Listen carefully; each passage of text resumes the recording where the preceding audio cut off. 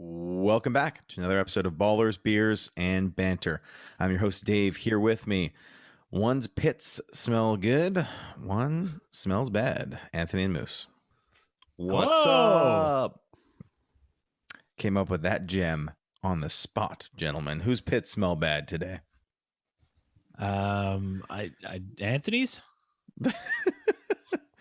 Oh, Anthony always gets I'm thrown a shower under the bus. twice a day type guy most of the time. So I mean, Oh my gosh, how dry does your skin get? You're 2 a day? You're on 2 a days? You're like NFL training camp? You're doing 2 a days? I mean, I lotion. We get ashy. That's a I lot got of lotion. That's a lot of showering. I mean, it depends on what you do. Like I go on runs, so you after a run, you shower. Yeah, but that's different. Well, I'm constantly working out. We have to do that boxing match with all the other. I know, but you made it sound like you just take 2 like regular showers. Well, it's a regular habit. But it's different when you take it. You take your everyday shower, and then you take a second shower because you went running. You're not just taking 2 showers a day and wildly. Then the post workout shower after you've already had a significant shower is like less. It's like you just kind of get you rinse off and you do like the sweaty stuff. No, showers are like the super relaxing thing for me. I spend too much time in the showers, even if it should be a quick one. Yeah, it's bad for the environment. It's bad for the environment. The environment is doomed. Like this planet. Oh my gosh, that's your attitude towards it. Well, I mean, I do my best. I don't know. I recycle. I don't litter. But then you go on the street, you take a walk down the street, and you have people chucking things all over the place, and you're like, scold them and then pick it up for them. I should go up to them and be like, them pick it up. I should be that guy. Is like, is that biodegradable? If not, don't chuck it on the ground. Or I mean, nothing should be chucked on the ground. Just there's a place it's biodegradable, for everything, right? You can chuck it on the ground. But like you should put it in like a compost thing, right? You don't just chuck it on the ground. It's not going to biodegrade into the concrete. Well, I mean, right? I didn't come up with the rules. That's what I was clearly told. You don't have to come up with the rules to understand them. But I'm pretty sure you can. Like, of course, if you have a compost, throw it out in the compost. But I'm sure leaving a piece of trash from your burger wrapping or leaving the peel of an apple that you peel on the ground, I'm sure. But that's not the point. It's not a comparison of which does what. Everything should just be put in its proper bin so that there's not just trash everywhere. Yeah, it's not that hard. It's not that hard. What if we have children listening to the podcast? I'm just picturing Anthony, like your days spent going for runs, showering twice, and then just dumping trash on the street. Maybe on your runs. Biodegradable waste. Just tossing it as he runs down the street eating burgers. It'll disappear in a couple decades. A banana peel or an apple peel will disappear in a couple decades? That's not factually correct. For it to biodegrade into the ground, it takes some time. A peel, and I would love that to be looked up. An apple peel will take years. I doubt that. And if you're right, I'll apologize. But I'm sure it takes time. But I years, don't think an apple takes years. That's a good. It becomes brown and gross. But for it to actually become nutrients again for the ground, it takes a long time. Quite possible. I don't know the exact specifications on apples. For it to actually biodegrade, it takes a long, long time. Yeah. Okay. Well, listen, we've been talking about these things for 4 minutes now, so I think that's long enough to be talking about showering and such. So let's roll. I do want to mention that YouTube, our YouTube viewership is off the chains. And it's really growing. So if you're not already watching on YouTube, then please do. And you'll notice that I'm wearing my Montreal Canadiens jersey again. And that's because it is very good luck. I got Moose typing something in the chat here. Yeah, it's very good luck. So our poor Canadians it looked like they were on the brink of elimination. But the first game that they won, I was wearing this on the podcast. We recorded, and then the next day they played. They won game 1. So we did that again. Are we talking about football yet? Not yet. Hold on. We did that for game 5, where they were on the brink of elimination. and they staved off elimination. They won again. So we're trying to keep the luck going. They've forced a game 7 tomorrow night, Monday. We're pretty excited about it. So I'm wearing my jersey again. Anthony's got his lucky tank top underneath. Moose has his. Is that the blue polo? Is it the same blue polo, Moose? Same blue polo. I love it. All right. I'm going to pop open my beer. Me too. Yeah. I mean, it's about time we start drinking. It's been 5 minutes and 20 seconds of podcast here. Yeah, so I mean, it's a beer and football podcast, and we've talked about neither. I mean, 5.5 minutes now, and boom. Yeah. Well, if you're watching the football game, I hope you recycle your beer cans and don't just chuck them on your neighbor's lawn. Oh, this is a good one. I can't wait to talk about this beer later. Tasty. All right, Anthony, do you have any headlines for us, or are you messing everything up today? Oh, that's nice. That's nice, guys. I remember the person that had the first job of what I was supposed to be doing also messed up. So, I mean, I've been pretty good with it. But you have been. Anyways, no, I have the headlines up. I guess I'll start with the Julio Jones one. I mean, things are getting crazy with him still.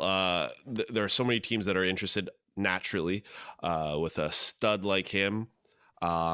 Even if he's a wide receiver 1 on another team or wide receiver 2, he should be valuable for real football.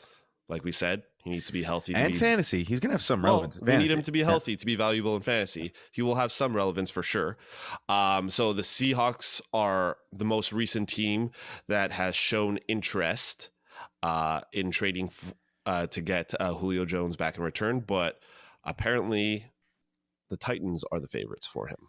Yeah. And you know what that was, right? With the Seahawks, because the Seahawks have traded away tons of draft picks. I don't even know if someone wants to vet that. I don't even think they have a first round draft pick for next year if they wanted to offer that up. But that was Russell Wilson hearing, hey, Julio Jones is looking for a trade, calling Pete Carroll. Remember how we talked about, I get what I want. Can you at least look into it? And they're like, we're going to look into it, because the Russell gets what he wants is the new thing. So that's what that was. Julio Jones, guys. Julio Jones has been fading. I'm someone who's fading. For those who are new to fantasy football, that's a term where you're dropping someone down in your personal rankings. You're fading them. So I've been fading Julio Jones compared to where he's been in the past. But already since last episode. You seem very season. high on him on last episode.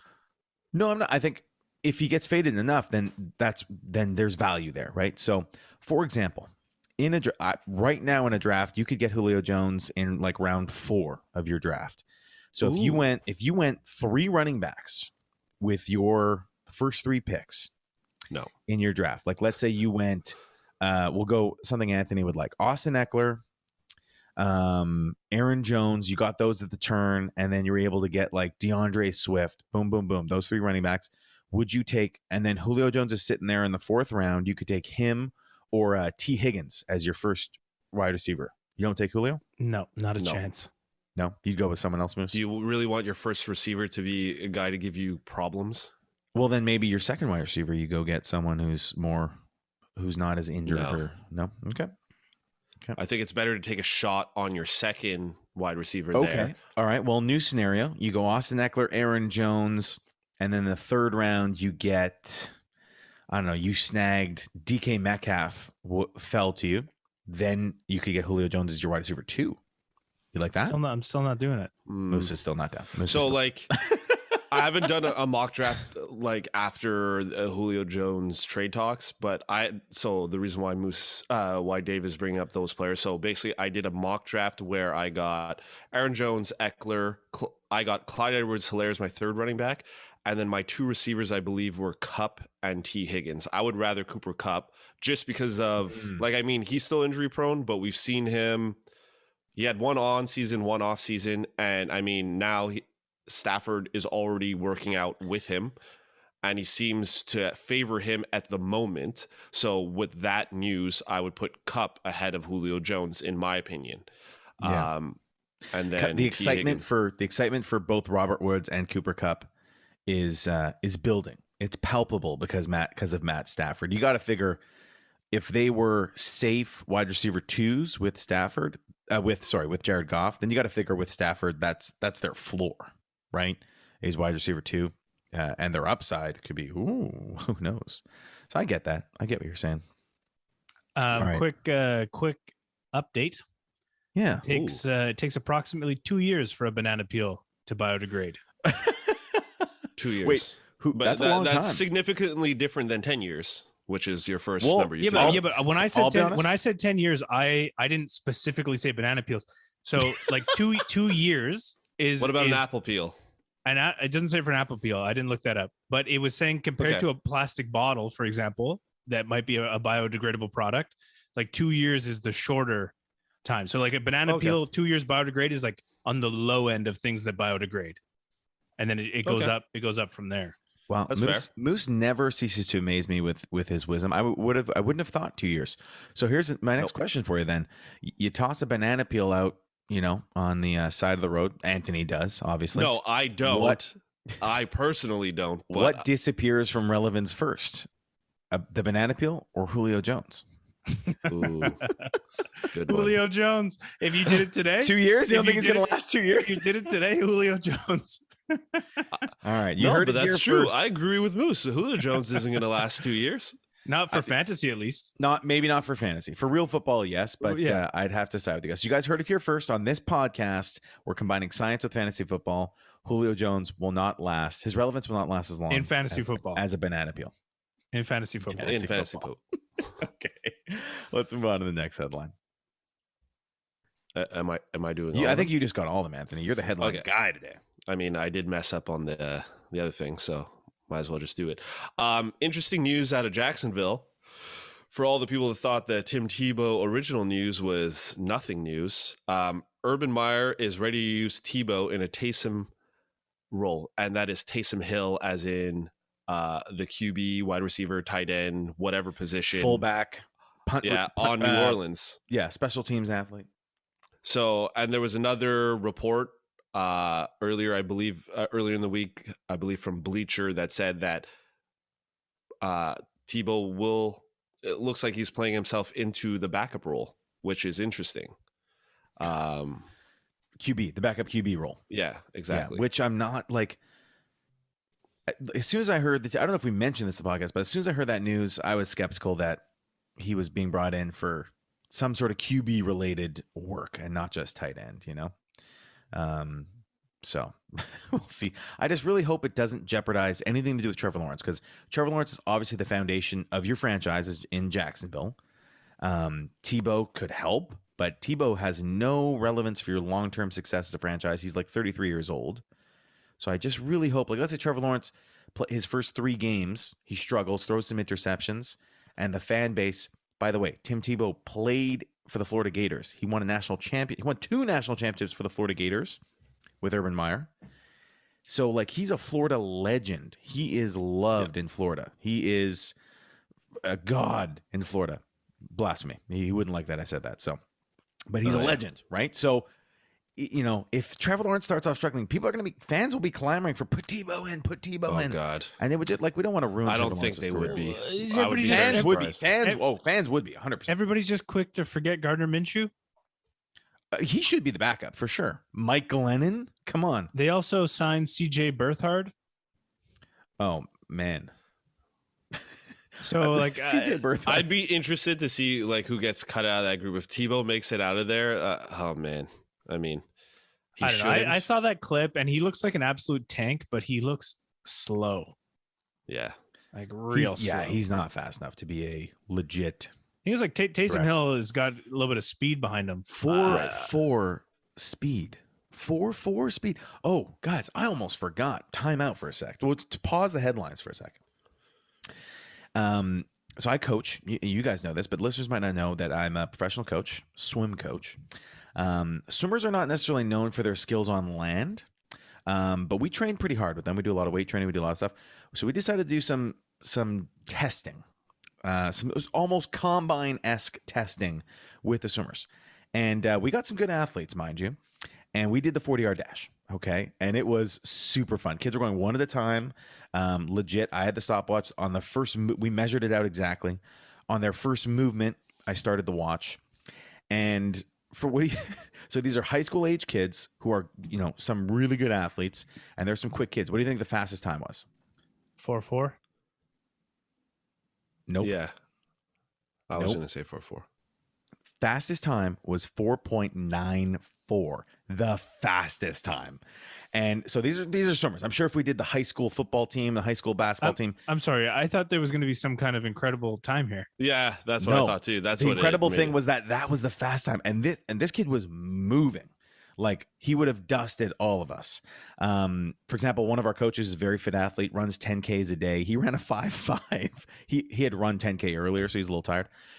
So I was blown away that was our fastest time. I'm sure if you do a high school football team or basketball team, I'm going to say I'm slightly disappointed by this whole story. Because hold on, I'll say this because I did mine 2 years ago and it was 4.6 something, which I wasn't even happy with. Where did you do it? Where did you do it? I did it at the performance gym, the one Olympia in the West Island. They have the actual we're going like the tripod with the timer. They don't do it with your unofficial stopwatch. They do it with the actual. Okay, we're gonna this summer when I come back east. We're going to this gym. We're all 100%. Doing it, and we're putting 100%. On YouTube because it'll be hilarious. But I got smoked by there was a high school runner. I think he was grade 8. He smoked me. It was like I don't remember the time. Like blew my mind. But that's what he was training for. Okay. Well, this is super exciting. Hold on.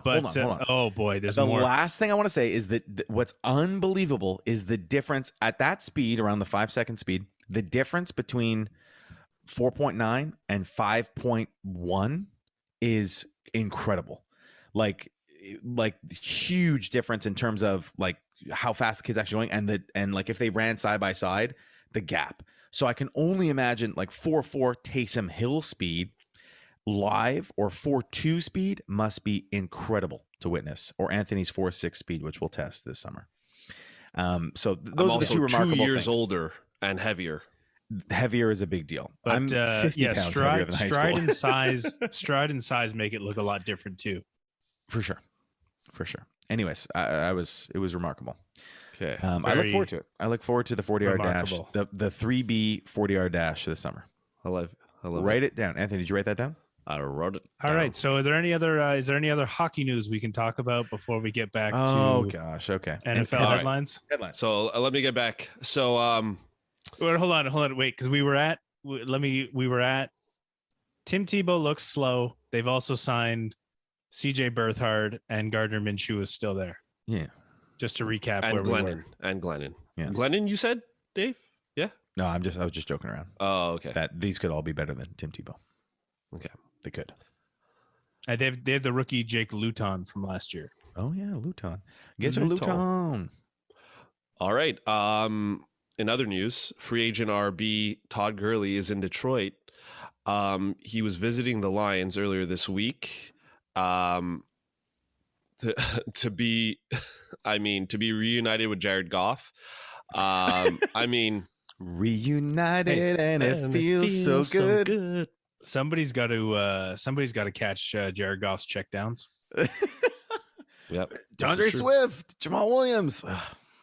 This is crazy that I know we're in this time where teams just want to sign a bunch of running backs and then kind of work with them, but it's just is Todd Gurley really, like we saw last year, the guy can't really move well. He just runs head on, and maybe good for getting tutties, but other than that, he's not very. I think with Todd Gurley, he had a short but very good career, and I think if he says he wants to come see your team, you just let him come. Yeah. Yeah, and like Detroit, Anthony said, he was good at scoring tutties, even by accident. Right. Remember that game? Yeah. He was. There was potential. He had some bonuses that he could get if he had a certain amount of touchdowns. So maybe that. Oh. Yeah. Played in. Yeah.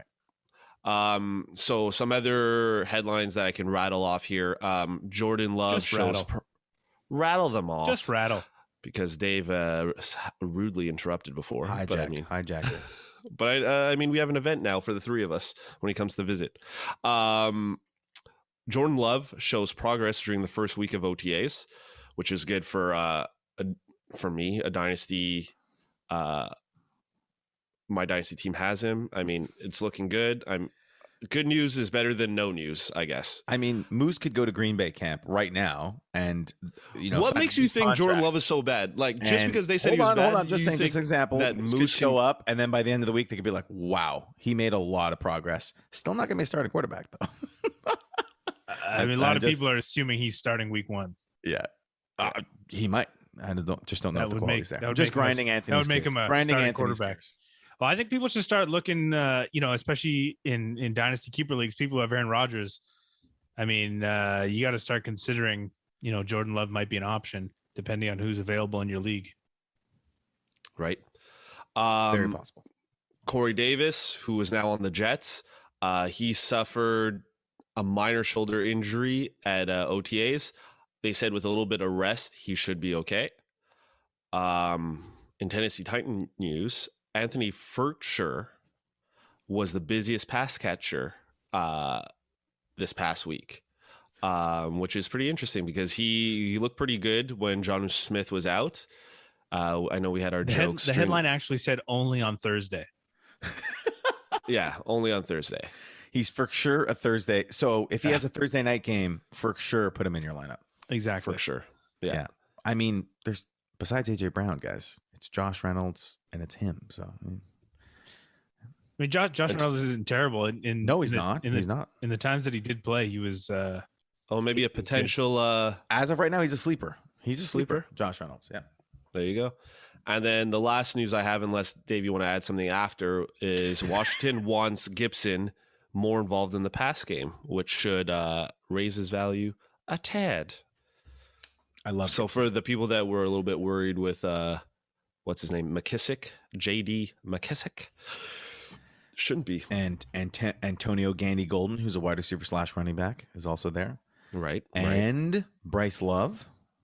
Bryce Love's no longer there. Are you sure? Yep. They waived him because his knee or ankle never healed properly. Okay. There's someone else then that's still there. Lamar Miller. Did they bring Lamar Miller in? No, Lamar Miller went somewhere else. Okay. Well, we'll research that. We'll vet that, but I'm not worried about it. Antonio Gibson for the win. Draft him with full confidence of being right on the cusp of RB1 with even more upside. There you go.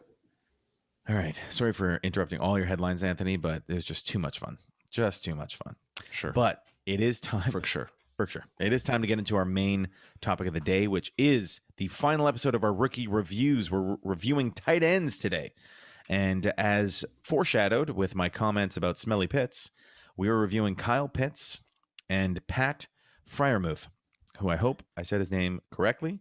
But from here on out, he'll be called either Pat or his nickname, which I will get to later as a teaser. But Anthony's going to introduce us to the very hyped Kyle Pitts. All right, Kyle Pitts. How hyped is he? Very, very hyped. He went round 1, pick 4 to the Atlanta Falcons, where Dave thought his boy Hayden Hurst was secured as the top tight end. Not anymore.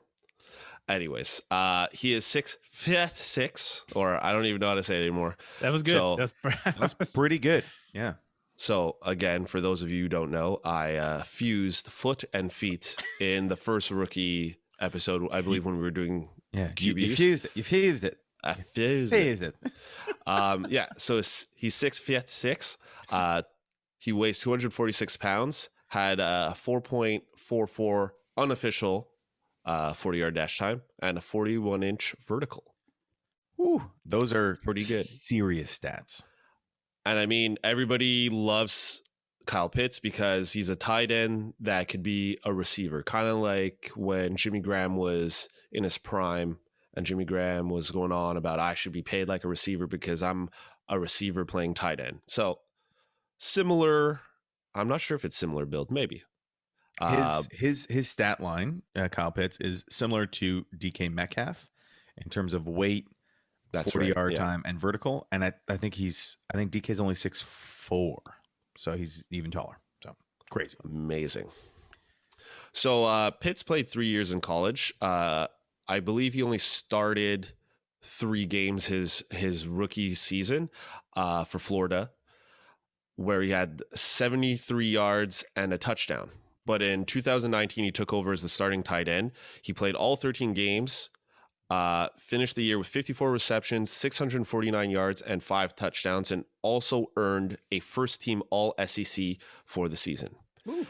His final season, the COVID season, Pitts scored 12 touchdowns in 8 games while gaining 770 yards on 43 receptions.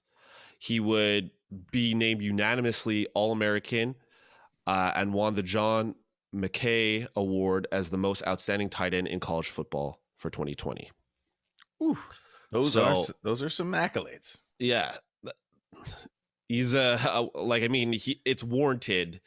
It was warranted him going number 4.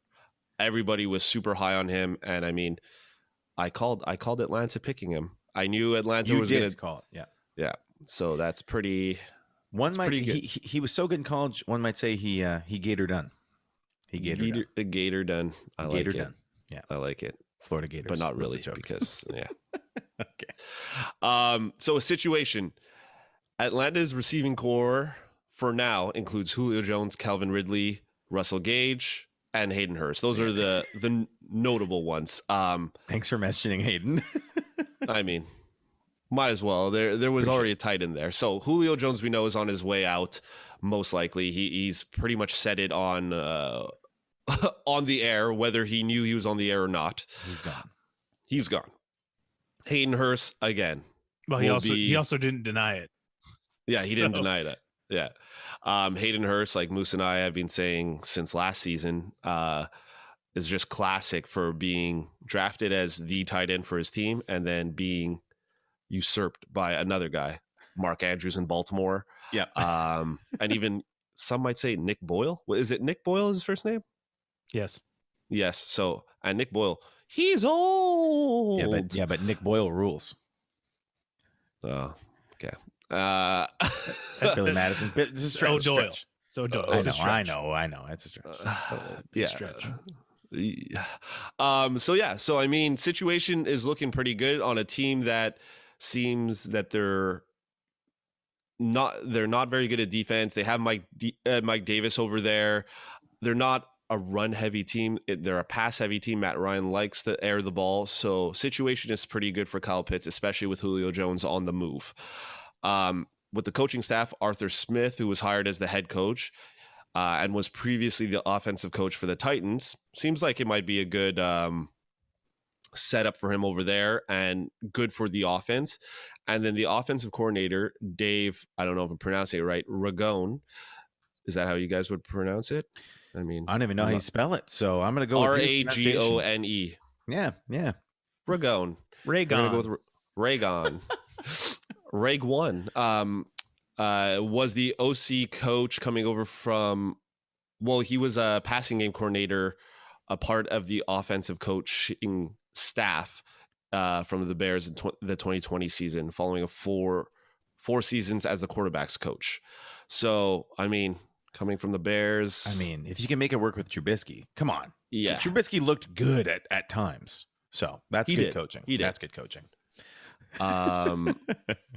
Yeah, so I mean, situation's looking pretty good for him, especially with the coaches that are there now. His opportunity, I mean, Pitts is going to do everything to succeed there. Like, everybody was so high on him, fantasy, real football. Everything is looking good for him, especially with Julio Jones moving out. Hayden Hurst had an okay season. So we're not worried about him sharing too much time or Hayden Hurst cutting into too much of his production. I think people who were high on Hayden Hurst, like Dave, should be worried. And I don't think he'll have that much value, barring an injury for Pitts. But yeah. And as far as division schedule, they're playing the NFC East, which is a super weak division, was one of the worst divisions last year, and they're playing the AFC East. Where the Patriots hit or miss, but their D is really good. Miami is supposed to have a really good defense. Buffalo too. The Jets, not the Balsawood Jets, but they're still the Jets. And they have 4 games versus the bottom 10 defenses against tight ends, which looks amazing for Pitts. Their own division will be tough at times.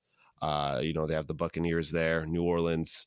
I mean, New Orleans is up in the air. We don't know what's going to happen now that Drew Brees is in there. And I think the Panthers, we'll see what happens with them, but they're a mediocre team. So I think Pitts, my gut feeling on him is that you got to take him as an early tight end. He's not a top tier. Obviously, we don't know. We haven't seen him play a season in the NFL yet, but behind Kittle, Kelsey, Darren Waller, and some might even throw in Mark Andrews, I would say take a shot on him. I think we mentioned in another episode, or maybe it was off air, that I think it was Moose that mentioned that if he doesn't hit as a top tier, I mean, he's just going to be as good as all the rest of the other guys. Yeah, I wouldn't take him before the 4th round. No, right. But assuming that the top 3 tight ends have gone in the first 3 exactly. rounds. Yes. Herein lies the potential value in Kyle Pitts. So I still rank him 4th among tight ends, maybe even 5th, because TJ Hawkinson, don't forget about TJ Hawkinson, guys. Like, there's no one else to throw the ball to in Detroit. And TJ Hawkinson has had 2 very good years, right? Yeah, but it's Jared Goff, but somebody's got to catch the ball. Yeah, but if Hawk's the only receiver, I mean, that makes it, yeah, quite obvious valuable for defenses.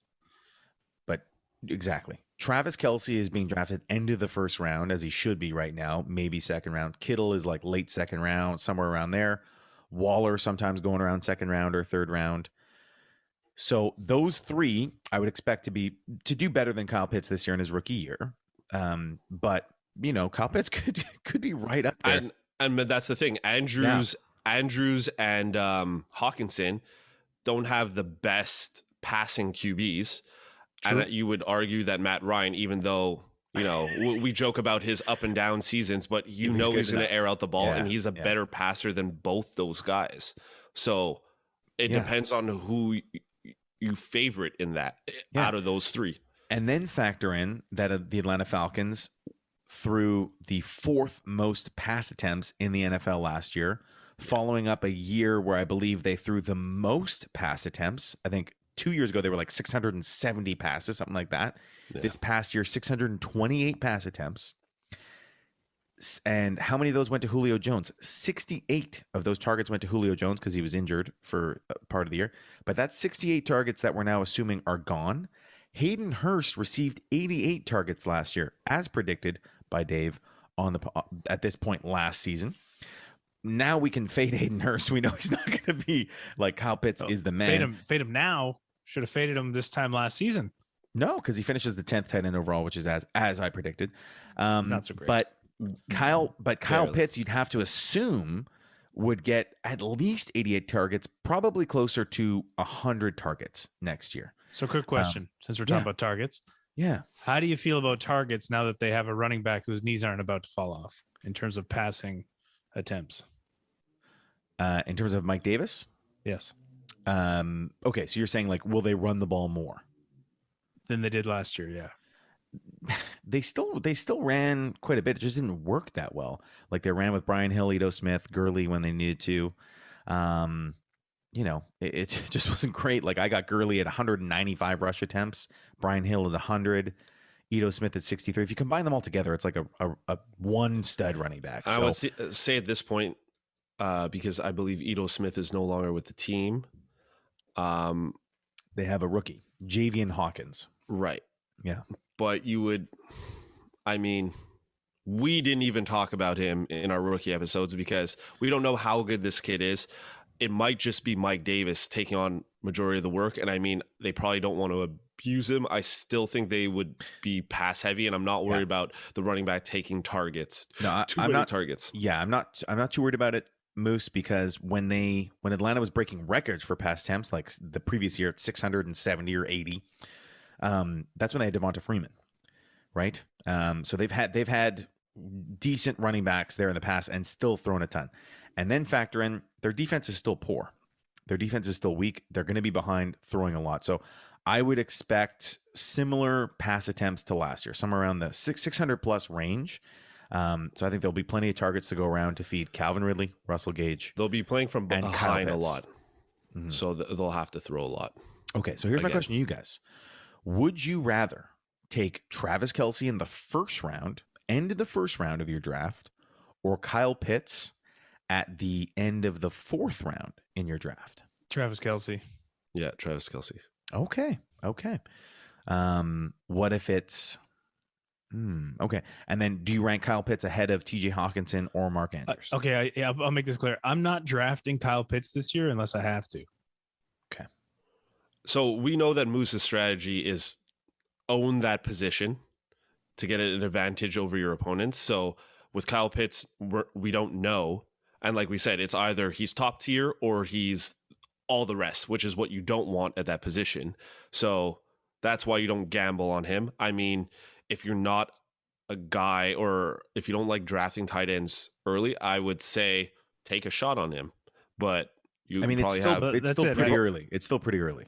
You're it's gonna still have to pretty take him early, in round but 4 or 5. there's guys like Hawkinson and Andrews. I'd probably still take Andrews because if Lamar Jackson is going to pass to anyone, it's going to get to Andrews the most. See, I would put Andrews and Kyle Pitts like in the same sort of could be boom, could be bust kind of thing. Yeah, I think we've seen Andrews be successful with Lamar Jackson being a bad passer, so we know what he can do. And like last season, well, Andrews two seasons ago, Lamar was throwing the ball better 2 seasons ago, but so I would think Andrews and Pitts kind of I'd flip flop between both of them if I had to draft them. I would say TJ Hawkinson maybe gets a little boost because of the situation in Detroit, but that situation could also be dismal with Jared Goff there and him being the only receiving option. I mean, defenses are going to be very aware of that. So I don't know. I'm not taking if I could get one of the other top 3 tight ends, I'm taking them before I take Kyle Pitts for sure. Absolutely. Right. But here's the thing: there's only 3 of those top guys: Kelce, Kittle, and Waller. And if you're in a pure redraft league, let's say you're one of the first 5 or 6 picks overall of your draft, a little tougher to you're really reaching if you take Kelce there in the first round. He won't be there when they come back around the second. Kittle might not be there when you come back around the second. So you might be in a tight spot. You take Darren Waller. Sure. But only 3 teams in your fantasy football leagues will have those top 3 tight ends. So that leaves, depending on the size of your league, up to 9 plus other teams who need a tight end option. So Kyle Pitts has to be a legitimate option for fantasy players this year. And when I went, I did another mock draft where I went 3 RBs right off the bat again. I took Kyle Pitts with my 4th pick. And then I went receivers. Ooh. Oh. Well, what I'm saying is go ahead, Moose. What I'm saying is be that team that gets one of the top 3. Yeah. Right. That's what you should even be, if you have to reach for. I don't think you'll have to reach. If you want one of them, you'll get one of them in the first 3 rounds. Not necessarily. Okay. No. Let's say everyone's thinking the same way you are. You're in the first. Let's say you have the first pick overall. You go Christian McCaffrey or Dalvin Cook. Yeah. And then towards the end of the first round, it goes Travis Kelce. Coming back around, it goes Kittle and Waller in the second round. And now you're stuck. Coming back to you, all those 3 guys are gone. Yeah, you're right. It's a possibility, but yeah, I mean, if you mock enough, you'll see that Darren Waller usually goes by the 3rd round. And just to you've had opportunities to get him. Just to update on the Mark Andrews, what I was saying, I would take Mark Andrews over Kyle Pitts. Mark Andrews was number 5, 0.7 behind Hawkinson on Hawkinson's first top 5 performance, and Mark Andrews was in the top 5 2 seasons in a row. Yeah. So I mean, he to me, he's secured ahead of Kyle Pitts because, like I said, we know Lamar Jackson's not a top passer. So with Mark Andrews coming in 4th and then coming in 5th, you know that he's the number 1 target there at the moment. So, yeah. I mean, Kyle Pitts still has Calvin Ridley ahead of him. So Mark Andrews is the number 1 receiving option in Baltimore. So, I mean, he gets a bump. But hold on. Baltimore threw the ball 400 times last year. Atlanta threw it 628 times. So the second option on I know those targets are available now. Like you said, there was 88. But 68 gone. 68 gone. Yeah. But listen, TJ Hawkinson and Mark Andrews, to me, both those guys are safer options than Kyle Pitts, but they don't have the upside of Kyle Pitts. Kyle Pitts' upside is Kelce and Kittle. That's but we're talking redraft here. So, okay, you miss out on him this year, you get him next year. Yeah, but if 100%. I would go for the safe, you win it with guys that can do it. Yeah, that's your strategy. If you want to be ballsy and risk it. Well, ballsy doesn't always win you leagues. Doesn't always. You're pretty ballsy sometimes. But it's ballsy. What do you know? What's ballsy? Like with drafting a tight end early, it's ballsy thinking that you might hit on a running back later, taking a tight end where you should take a top running back, and then potentially not hitting on the running back that you take. Yep. Like if you take a rookie running back that we've all talked about that we're high on, and if they don't adjust their first season, then you're in the same situation. So it works both ways. Yeah, but it's your confidence and how you evaluate players. These are rookies. Yeah, but Kittle, Kelsey, and Waller make up those points that you're losing, and your other team is not getting those points. Like, what did Kelsey average? Like 25 points a game, something crazy like that. No, he averaged good enough to be like the 10th best wide receiver or something like that. So he'd probably be like 18 points a game in half point. Which I agree with Kelsey. Your opponent, if they don't have Kittle or Waller, they're getting like 2 or 3 points at that position. So you're more than making up sometimes, for your running. You're more than making up. But no. I totally agree with you. Back. I totally agree with you because I agreed on taking Kelsey as early as you can. Like it's just the guy is secured for like minimum 12 points a week almost. It seemed like. Oh yeah, at least. I can tell you, like streaming tight ends or drafting a tight end late and keeping your fingers crossed, it's terrible. It's just terrible. Yeah. And seeing those 4 points weeks from your tight end who's supposed to be good is just brutal. So yeah, I completely get what Moose is saying. Okay. So where would you draft him? Where would you be comfortable drafting Kyle Pitts? 4th, 5th round. Moose already knows he's not your preference, but if you had to, 4th, 5th round? Yeah. I'd probably be there too. And that's where it's going to take. It's going to be like a 4th round pick, I think, when it's all said and done, especially when Julio leaves. Because, I mean, Dave, you sold me on him. You were really high on him. I mean, I'm debating whether in my 4th spot in our Dynasty League, whether I'm going to take him. Or Justin Fields. Your guy, Chicago. And I mean, like I said, I'm doing mock drafts, and I'm like, I'm pretty confident in him over Andrews, or like if I have to make a decision between Andrews, Hawkinson, and him, depending on who I draft in the 3 earlier rounds or 4 earlier rounds, it's interesting to take him. I mean, it's a gamble. Like Moose said, he could just be a 3 point a week guy. Well, Dynasty is a different thing because Dynasty. No, but this is now redraft. Yeah, for redraft, to me, he's not a priority to get, but Dynasty is a different story because 2 or 3 years. I mean, you get a little bit of development. I mean, it's usually tight ends take much longer to develop in the NFL. Yes. So who knows? But he's obviously a different size guy. So maybe things will be different for him. Who knows? Maybe they just put him at wide receiver. He just becomes a wide receiver in the end. He could, yeah. So there's a lot of, I mean, and that would suck too. Is if you drafted him as your tight end for fantasy, and then his designation suddenly becomes wide receiver. Yeah. Now it could be like Robert Tonyan. Robert Tonyan was wide receiver tight end the whole season. Which was interesting. Well, depending on your platform. So yeah, you might find yourself in a bit of a pickle. Yeah, that's a good point. All right. Oh, Kyle Pitts talk. I love it. Can we move on? Yep. I think we can. All right. That wraps up Kyle Pitts. We'll go to our next tight end, which is, as mentioned, Pat Freiermuth, or Pat, as we'll call him, or his nickname that he received growing up in the New England area as a stud tight end, Baby Gronk. If you don't get excited by someone who's nicknamed Baby Gronk, then I can't help you here, fantasy football players. He was drafted in the 2nd round to the Pittsburgh Steelers. And I say this with tons of bias, but the Pittsburgh Steelers, pretty good drafters. 55th overall. He stands at 6'5", 251 pounds. We don't know his 40-yard dash. We don't know his vertical, but I can tell you, not as good as Kyle Pitts. That much is for sure. Baby Gronk can't run like Pitts. Let me tell you a little bit about his college history here. Baby Gronk spent 3 seasons with Penn State, the Nittany Lions. His college totals are 92 receptions, 1,185 yards, 16 tutties, as Gronk would say. His average yards per reception was 12.9. Last year, 2020, his junior season was cut short due to a shoulder injury, which is healed. He's fine. But he only played 4 games last year.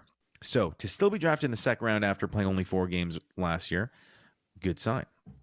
Before going down with his injury, Baby Gronk was the focal point of the Penn State offense. He received 27.8% of the team's targets in those 4 games.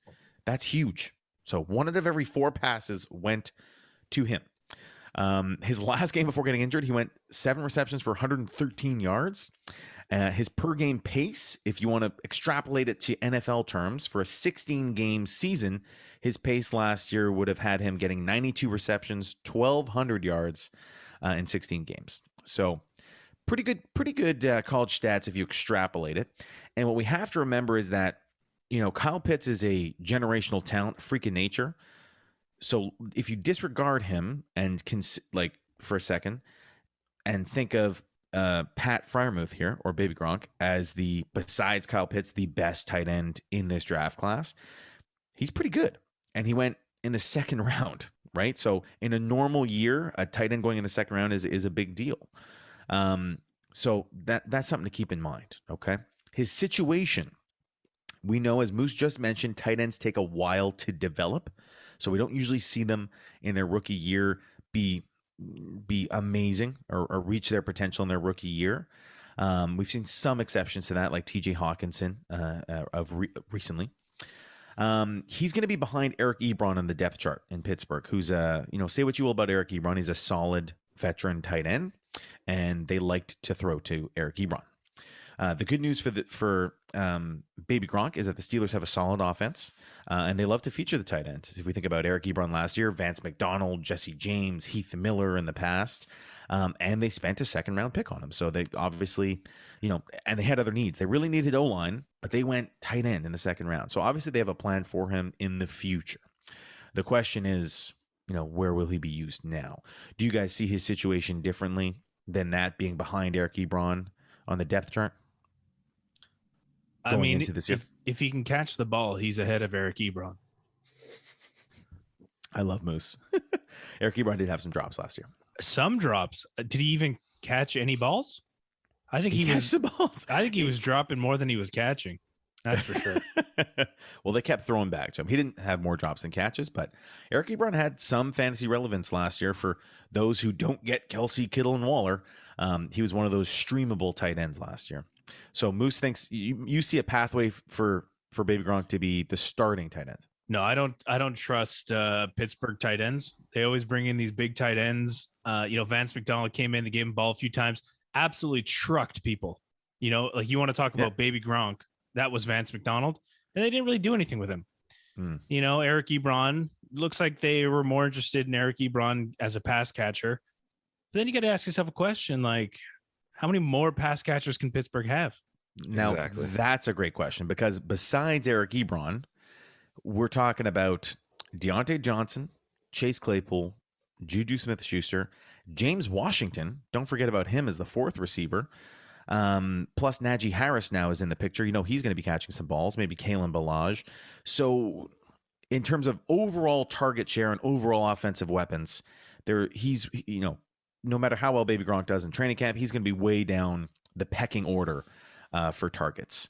The only other good things I can say in favor of Baby Gronk is that he's a pretty good blocker. So whereas Kyle Pitts is not known for his blocking, he's pretty much strictly a receiving option. Baby Gronk can be used as a blocker. So he'll get in the game. He'll be on the field, which is a bonus. And I think if Eric Ebron were to get injured, or maybe a receiver gets injured, then his opportunity could present itself. Very good coaches in Pittsburgh with Mike Tomlin at the head of the crew. And they've been really good passing offense of late, and they throw a ton. So Pittsburgh was the leading team in terms of pass attempts last year with 656. So those are the pros, but plenty of cons in terms of talking about tight ends. To me, my gut instinct, guys, and you can let me know what yours is, please, but don't draft besides Kyle Pitts, don't draft rookie tight ends as your number 1 tight end in your team, including Baby Gronk, even with a cool nickname. If you are in the habit of drafting a second tight end as a backup, or taking a flyer on a second tight end, or let's say you didn't get one of the top ones and you're not too confident in your Logan Thomas, your Mike Gesicki, or your Noah Fant, and you want to have another guy who could emerge with an injury, sure, take him as the last pick in your draft as your second tight end. The same way you would draft Cole Kmet as your second tight end, or Blake Jarwin as like a late round flyer. But to me, might as well see either that or see what happens in the first couple weeks and how he's being used. He's going to be used as a blocker for sure. I mean, yeah.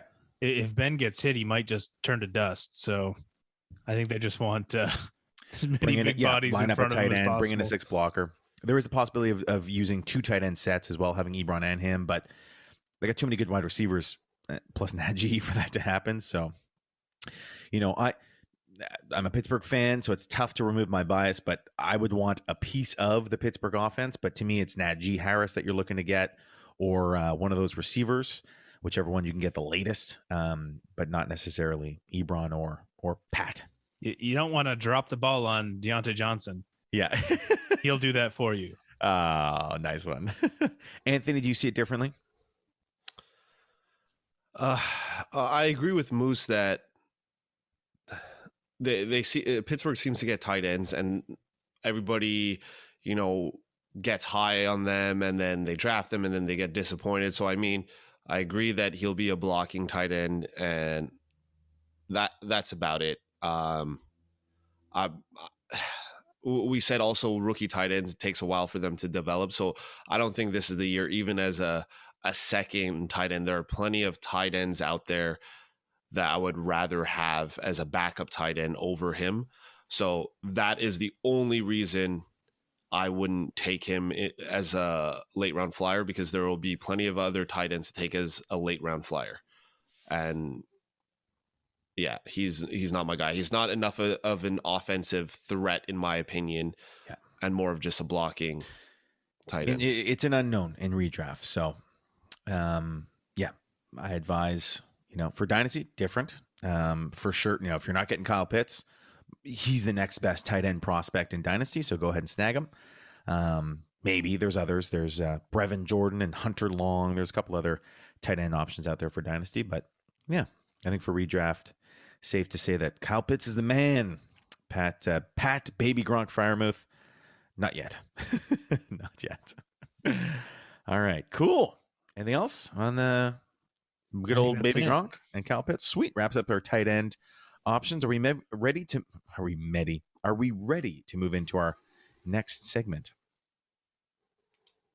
It's been a while. I gotta remember how to do this. What happens if I say no?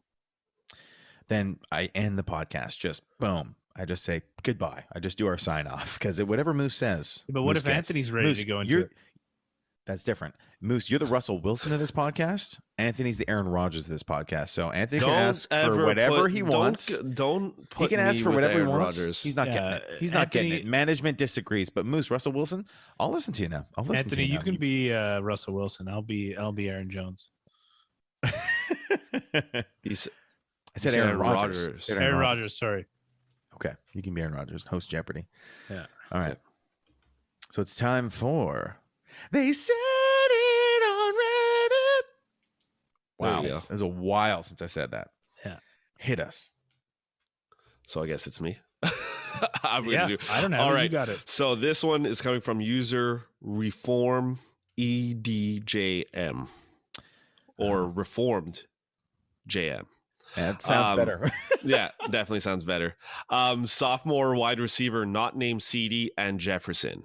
Player discussion. I feel like the consensus on the two guys in the title is that they are or will be alpha sooner than later. But what about the guys from this year who flashed but aren't valued at the same level as these two?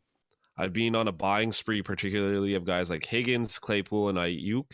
I found these guys more attainable than Judy for some reason, and I'm hesitant to buy Shenault with Urban Meyer sounding like he wants Etienne in the role I wanted him in. Which of these sophomore wide receivers or ones not mentioned are you high on, and why? Great discussion point from Reformed JM. Love it. Who wants to start? Moose, I'm looking forward to hearing your answer here. Okay. Well, okay. So how do we want to answer this? He had a couple that he wanted to talk about, right? Well, he said other than CD and Jefferson, who, well, first of all, for the three of us, do we think that CD and Jefferson are the top two sophomore receivers out of the sophomore group? Yeah, I would say so. Yeah. For me, Yes. Jefferson, without a doubt, is way up there. CD Lamb, I can't see anyone else. I wouldn't draft anyone else ahead of CD Lamb on this list, but he's not as locked in as Jefferson, but still very good. Yeah, so who after that would be a guy that you think would take the leap or that you would buy on? Yeah, so I'll start. For me, so I'm looking at it's not just who do you like best, but to me it's value. When you're drafting, it's all about where you're able to get some of these players. So in terms of value, I think Michael Pittman Jr. is a great prospect. We talked about how there's opportunity for someone to emerge as Carson Wentz's number one option. I know people are probably laughing. Oh, who cares about Carson Wentz's number one option? But if Carson Wentz does, rebound, and we have to assume he's going to be better than Phillip Rivers was last year, someone's going to be getting some serious fantasy production on Indianapolis, and it could absolutely be Michael Pittman Jr. So right now in mock drafts, Pittman Jr. is going earliest round 8. So to me, for someone who could emerge as a wide receiver 1 on his team, that's pretty significant value. So the first name that pops up to me is Michael Pittman Jr. For his value. Yeah, so we're not okay. So my one that we spoke about earlier before the podcast was Bryan Edwards. Yeah. Mostly for the same reason that he's likely going to be the second receiving option in Las Vegas. There's talk that he's ahead of Henry Ruggs. Henry Ruggs had a shot last season. He was a little bit, he started showing up a little bit down the stretch at the end of the season, but nothing super spectacular. So the thought is now that John Brown or Willie Snead will play in the slot, and Bryan Edwards will play outside. So he's someone that's an interesting, and definitely you can get him in the later rounds if you want to talk value. Oh, I'm pretty sure. Yeah, in terms of value, huge value there. I'm pretty sure you can get him with your last pick in your draft right now, because I don't think so. I think people take him before the last round for sure. So far in mocks, it's still way early, right? So hype will build. So by August, you might be right, Moose. You might have taken him a little bit earlier. Right now, he's going undrafted in most mock drafts. I see in half PPR. So, the value's there right now. As we approach the season and word comes out that maybe he's emerging as the top wide receiver, then it'll change. But no matter what, I think it'll be good value. And for me, I agree with you, Dave. If you look at value, I think a guy that Moose was high on last year, and I mean, this seems like a homer pick for me, but I would say Darnell Mooney. Seems that he will be the number 2 guy on the Bears, and we don't know the QB so far the QB situation is Dalton starting, and I believe Fields will either beat him at camp or within 2 or 3 games. Yeah. And I think that increases his value. It increases the value of all the receivers on the team, but it seems like he might be the clear-cut number 2 target on the team. And I think people seem to forget about Bears receivers who aren't named Allen Robinson because they're not known for their passing and getting it to all the receivers. So I think he falls enough for where he would be a good value, and he just seems like a Swiss Army knife. He's really fast. He's got good hands. Oh man, Anthony, you hit the nail on the head. His hands, he got great separation. Everyone, the internet's funny. The internet's been blowing up all off season with jokes that Jalen Ramsey couldn't cover Darnell Mooney. He's the only guy he couldn't cover.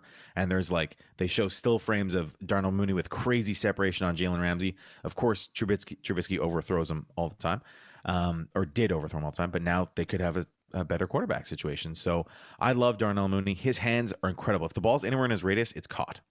Yeah. And just to touch on the Justin Fields, Andy Dalton thing, just because it refreshed my Justin Fields stuff. Let's take a look at the Chicago Bears starting schedule and predict when we think Justin Fields is coming in at some point. When do we think it's happening? Okay. So game 1, as Anthony knows, Los Angeles Rams at their stadium, SoFi Stadium in LA. We think LA is probably going to take that game. This is assuming that Andy Dalton beats him out in camp. Yeah, assuming Andy Dalton beats him out in camp. Andy Dalton's starting. you're gonna have trouble with the Rams, right? So let's just say Chicago's 0-1 after that. Then they are hosting the Cincinnati Bengals. They should probably beat the Bengals, but we don't know. We don't know. But they should probably beat the Bengals. Let's say they're 1-1. But then they go to Cleveland to play the Browns, who were 11-5 last year. I think the Browns are the favorite to win their division with the changes they made on defense. So let's just say they lose to the Browns. Now they're 1-2. The next game's against Detroit in Chicago. Justin Fields will start that game because there's no better situation to start Justin Fields than against the Detroit Lions at home. And then the following week is the Las Vegas Raiders. So I think by week 4, Justin Fields is the starting quarterback of the Chicago Bears. I'm worried that with those two terrible teams that they'll be playing, Detroit and Las Vegas, I'm assuming they will be bottom teams. Yes. That if Dalton looks okay and they're 1-2, they might continue with rolling with Dalton to see if they lose against Detroit, then I would see Fields coming in. But if he beats Detroit and he beats Vegas, they might just keep him in there, which nobody wants to see. So I'm gonna give Chicago probably more credit than they're due with the statement I'm about to make. But I think that unless Andy Dalton is turning over the ball, they're not starting Justin Fields. Right. I think we've seen enough of these rookie quarterbacks who come in, you start them halfway through the season, and then it's disastrous. It does not work well. You either prep them and they start, you play them the whole season. I'm going with you. You're the guy. Yeah. Or that's it. You wait till, losses are losses. Even the best quarterbacks lose. And, unless Andy Dalton is really making a mess of things by, like I said, turning over the football, then you bring in someone else, because turning over the football, that's the worst. That's counterproductive. But just losing games, there's a lot of people responsible for losing games. Okay, hold on. Justin Herbert started which game? Was it week 1 or week 2 that he came in? I think it was week 2 or 3. Week 2 or 3, right? So there was some success. So the precedent success last year. And then Baker Mayfield also replaced Tyrod Taylor. So maybe I just need Tyrod Taylor to be there. But Baker Mayfield replaced Tyrod Taylor in his rookie year. Baker Mayfield was not the greatest So before situation. Justin Herbert, Baker Mayfield had the record for touchdowns for a rookie quarterback. And he started only like week 5. Yeah. So those are two, and he was very good in his rookie year. So those are two success stories right there. And I think Justin Fields is more talented than Baker Mayfield. Maybe not Justin Herbert for throwing the ball and accuracy, but certainly for all around athletes. Keep in mind they were both injuries, so I would think barring Tyrod Taylor was an injury against Tyrod Taylor was an injury. He took a needle to his lung. No. For Cleveland when he got sat for Baker in Cleveland. He took a huge hit. Okay. Yeah. I think he got a concussion. So those were injury related. Okay. So fair enough. Yeah. But I don't know. I could definitely see it happening. If they don't it's either go with him or don't. But like Moose said, if Andy Dalton can't move the offense or he's turning over the ball, like I said, you see them bringing Fields when they're playing like Detroit and Vegas. If they're 1-2, although it is the Bears, they benched Trubisky and they had a winning record. So, yep. So I don't know. They're all over the place. And as Kevin Garnett would say, anything's possible. All right, Moose, what are you drinking today? I am drinking it's called a Chippy. Oh, from Chippy. Archibald, which is a brewery in Quebec. And it's a pale ale, a red pale ale. Very cool. Chippy, is that named after, your 3 championships in fantasy football? Your Chippy? The Chippy beer? I don't get it. Because the chip, the championship. Oh my God, that was a stretch. Oh God, that was a stretch. Sorry guys. Anthony, what are you drinking? Stick to hosting. I'm finishing my case of the Michelob Ultra. Oh, a classic. I myself have a Wave Walker Hell's Bach from Eucalypt Brewing.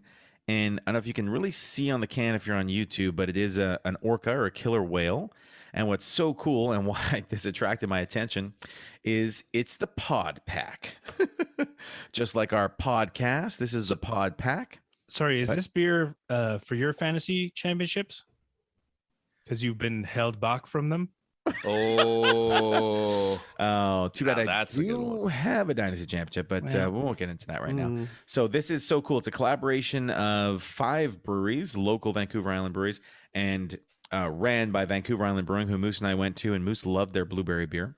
And proceeds go to it goes to saving The whales. No, it goes to saving the salmon, the Chinook salmon, which are the main food source of the killer whales. So as the salmon go, so do the killer whales. So we can't overfish our salmon. So what really about cool. the seals, David? What about the seals?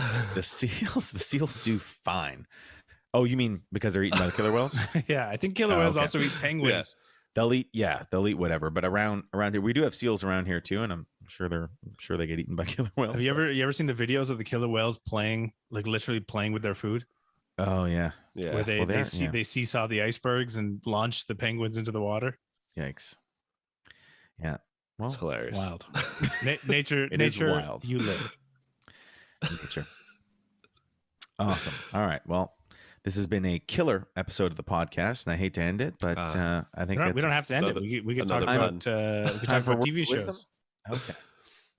Yeah, Dave. What are you in a rush for?